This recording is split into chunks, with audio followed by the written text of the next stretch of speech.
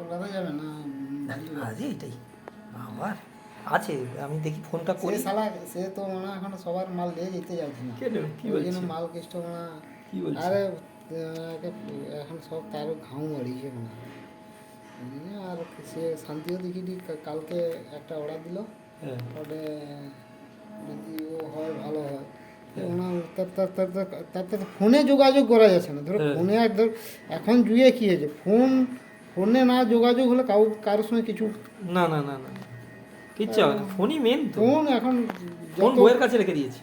হ্যাঁ ফোনটা না ওর যে পাতি একটা ফোন ছিল হুম।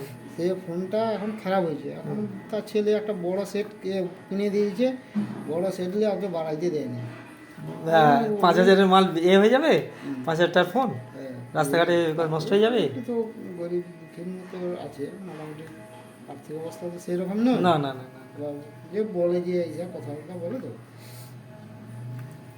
আর যেখানে কাজ করে সেখানেও খুব একটা না স্কেল বাড়ায়নি। না ওই জন্যে যে শান্তিগড়ের আছে তোকে আমি পাতি সেট একটা কিনে দিই হুম। তুই তাহলে ব্যবহার কর হ্যাঁ ধর কি কইতে কইতে আচ্ছা দেখ কিনে দেবো তাহলে সেও কিনে দেয়নি আর এও মাথা কামায়নি আর মার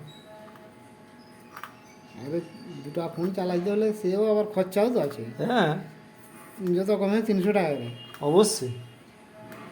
3 দিন খাওয়া দাওয়া না হয় 600 টাকা আর 300 টাকা হলে কাজ মিটে যায় সেটাও দেখতে হবে ইনকাম যখন যার কম হবে তার চিন্তা আবার আলাদা আর যার বেশি টাকা হবে তার আবার চিন্তা আলাদা আরো কিছু খরচা করবে তার চিন্তা, খরচা, হ্যাঁ। সেইটা করতে খরচা চিন্তা করবে। খরচা চিন্তা যার কম ইনকাম সে রোজগারের চিন্তা করবে। আমাদের বড় বাবু দেখো না হুম। আমরা দীঘান ঘুরলে আসে বলে সে ওনার লুল করছে খেলা কালকে সঙ্গে সকালে পালিয়েছি সে দেখে আমাদের কী করো বাচ্চা টাচ্চা করি স্কুল নেই এখন দুই মাকে এসে কাই ঘুর করো ঘর বলি চলে যাই দীঘা তোমার দীঘা পালিয়েছি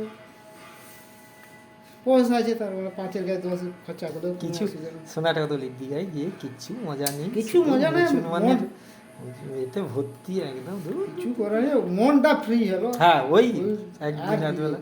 একটা দুটো দিন গেলে মনটা ফ্রি হলো আরে বাবা আগে তো পড়ে থাকতাম দীঘা, ইটাবেড়িয়া, মাদাগালি, চণ্ডীপুর, হেড়িয়া সব পড়ে থাকতাম। মোটামুটি খারাপ না মন্দিরের হ্যাঁ। ভেতরটা গিয়ে বুঝলে না না মোটামুটি মন্দির হওয়ার পর থেকে যাওয়া হয় না আর কি। মন্দিরটা সত্যি কথা মন্দিরের ভেতরটা না হুম হুম, বুঝলে তোমার টাইমটা কেটে যাবে কেটে যাবে।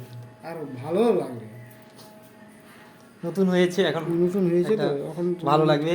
পুরী মন্দিরের যেমন পুরনো হয়ে গেছে বলে ভেতরটা কিরকম একটা অন্ধকার কুজ্ঝুটিকা, না, এ একদম পরিষ্কার পরিচ্ছন্ন পরিষ্কার রংজং, পরিচ্ছন্ন আলো আলো বাতাস খেলছে, হ্যাঁ ঢুকছে বেরোচ্ছে। ভিতরে ঘাস করা ঘাস হুম আছে অনেকটা জায়গা নিয়ে করেছে জায়গা তো। নিয়ে করেছে, ওই জন্য এই জন্য জায়গাটা ভালো লাগছে।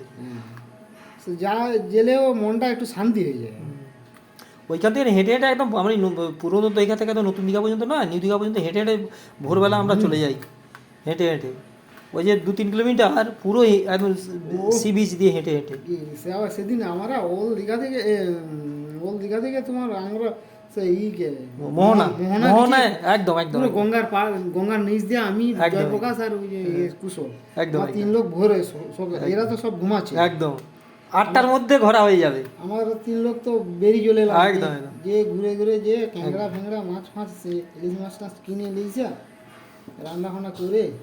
আমি তো আবার পরে ওখান থেকে ফিরে এসে আবার 4 চাকা ভাড়া নিলাম, নিয়ে ওখান থেকে আবার সেই গোপালপুর সেখানটায় গেলাম, যেখানে সেই এতে নদীর মাঝখানে বসে সেই গোয়ার মতো টেবিলেতে বিয়ার টিয়ার নিয়ে বসে খাওয়া টাওয়া, সেখানে যেতে গিয়েছিলাম আমরা সেখানে খেয়ে দিয়ে তোমরা নিচে নেমেছিলে, নিচে আমরা বিয়ার টেবিলে উঠেছিলে, বিয়ার টেবিলে বসেছিলে, হ্যাঁ খেয়েছিলে বিয়ার টিয়ার?